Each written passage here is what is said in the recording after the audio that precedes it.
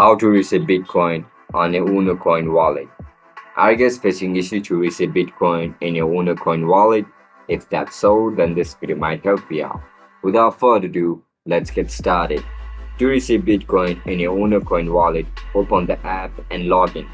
From the home screen, tap on Wallet at the bottom. Then select Bitcoin from your list of cryptocurrencies. Tap on Receive button. You will see a unique Bitcoin wallet address displayed as a long screen of letters and numbers, along with a QR code.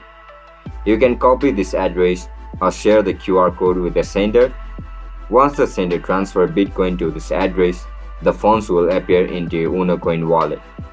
After the required network confirmations, always double-check the address before sharing to avoid any mistakes. And that's it, guys. That's how you're going to receive Bitcoin in your UnoCoin wallet. If you guys found this video helpful, don't forget to like, share, and subscribe to our channel. I'll catch you up in the next one. Bye bye.